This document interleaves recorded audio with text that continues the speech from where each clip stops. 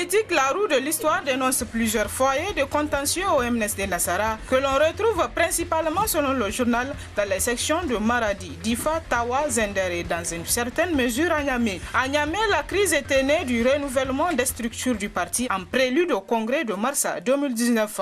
À Dakoro principalement, 2 bureaux avaient été mis en place, l'un contrôlé par Abdul Kadri Tijani Idrissa et l'autre par Moussa Mamandouti, rapporte toujours le journal pour qui l'arbitrage du parti par le biais d'une commission prévue à cet effet, rien n'a calmé les ardeurs des protagonistes qui se positionnaient pour la conquête du poste de secrétaire général du parti.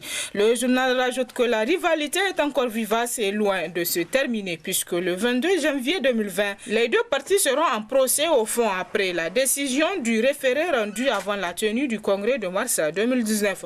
Autant dire, selon le journal, que le président Seyni Oumarou a du pain sur la planche car avec cette multitude de foyers de contentieux dont certains sont devant les tribunaux, les choses s'annoncent à la fois redoutables et épouvantes pour Seyni Oumarou qui ne sait pas où donner de la tête à moins d'une année des élections générales de 2020-2021.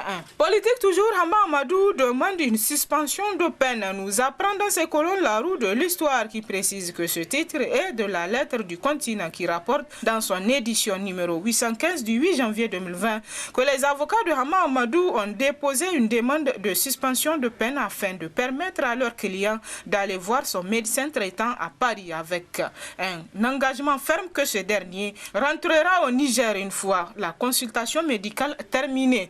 Cependant, selon la lettre du continent, le chef de l'État nigérien a en effet confié son embarras à des proches qui lui conseillaient un geste d'apaisement en faveur de l'ancien président de l'Assemblée nationale, rentré de son plein gré au Niger le 14 novembre dernier à la suite du décès de sa mère. Tous les protagonistes de cette affaire ayant purgé la totalité de leur peine, le journal estime que le président Issoufou hésite à prendre une mesure de grâce au bénéfice du seul Hama Amadou. Vrai ou faux, s'interroge le confrère qui renchérit que toujours est-il que Hama Amadou garde prison et ses avocats plaident à nouveau pour une suspension de peine aux fins de soins médicaux. Et puis, par rapport à la conduite du processus électoral, le courrier note en gros que la Renaissance manœuvre, l'opposition s'installe dans une posture dangereuse. Le processus électoral est conduit de façon exclusive depuis plus de 2 ans aujourd'hui à la grande satisfaction de la majorité présidentielle dont le plan fonctionne merveilleusement, serait-on tenté de dire, selon le journal pour qui, lequel plan a consisté à modifier unilatéralement en amont le code électoral pour pouvoir mettre en place une commission électorale nationale indépendante à CENI taillée sur mesure et éliminer des candidats potentiels aux prochaines élections. Le journal rapporte toujours que les analystes politiques indépendants sont tous unanimes à le reconnaître sur la base de faits concrets irréfutables.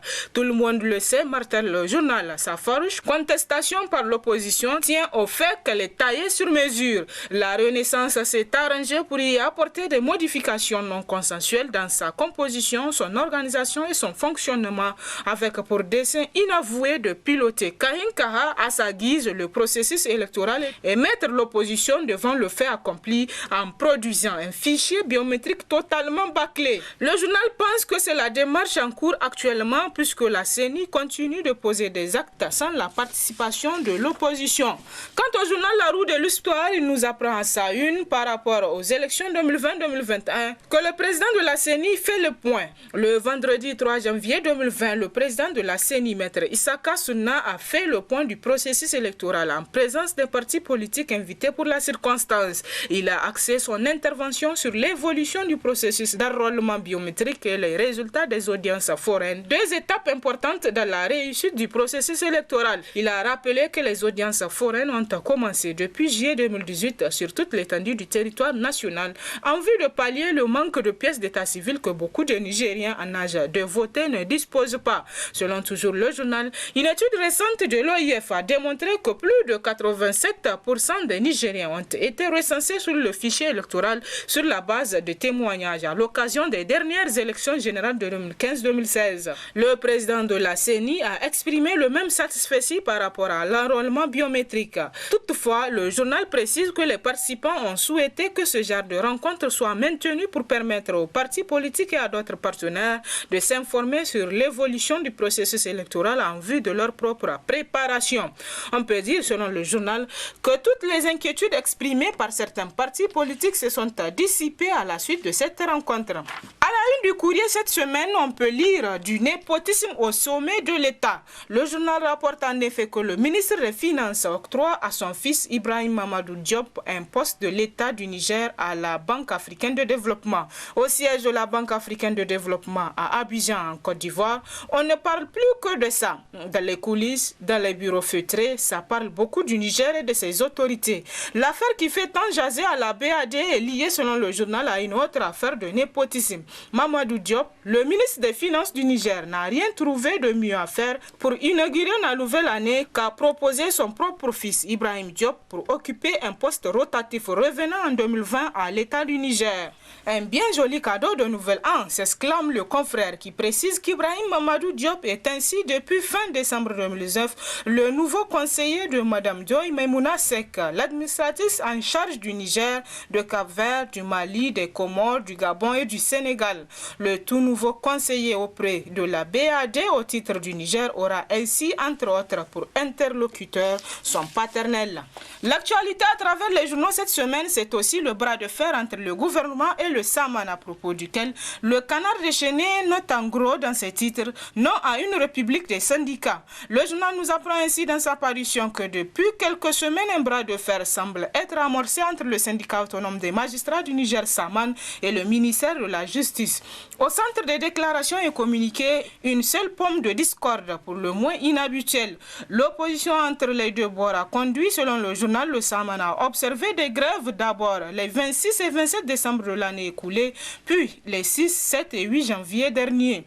Aux Républicains d'ajouter qu'en toile de fond, les magistrats protestent contre l'insertion dans le statut de la magistrature du certificat de validation de la première année de master comme diplôme d'accès à la corporation. Les magistrats grévistes s'insurgent de ce fait contre ce qu'ils appellent manœuvre insidieuse du ministre de la Justice Marou Amadou, tendant à procéder à un recrutement au rabais. Ainsi, selon le journal, ce qui s'assimile à un bras de fer entre le ministre de la Justice Marou Amadou et les magistrats est une attitude de ces derniers à remettre en cause la réforme adoptée le 20 décembre 2019 par l'Assemblée nationale en la matière.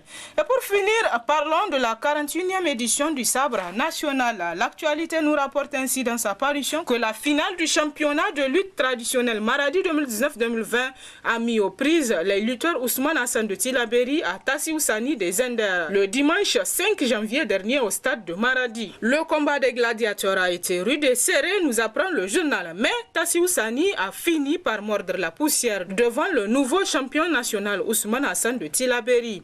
Avec cette victoire, pour la première fois, Tilaberi entre dans la cour des grands quelques jours seulement après l'organisation parfaite du 18 décembre. Le journal pense ainsi dans ses titres que c'est une victoire méritée par la région du fleuve. Mais pour le nouveau républicain, c'est un sabre dans le malaise. Il est vrai, selon le journal, que le contexte dans lequel survenait le sacre de la région pouvait, ne serait-ce que pour un temps, avoir quelques impacts sur le climat régional. Et on aura vu que pour un moment, la région pouvait oublier ses peurs, ses angoisses pour des lendemains incertains depuis que l'insécurité est venue chambouler le cours normal de leur existence, naguère paisible sur ces terres ancestrales. Après l'euphorie, face donc aux défis, conclut le journal. Et c'est l'essentiel de l'actualité à travers les journaux cette semaine. Très bonne lecture et à la semaine prochaine, Inch'Allah.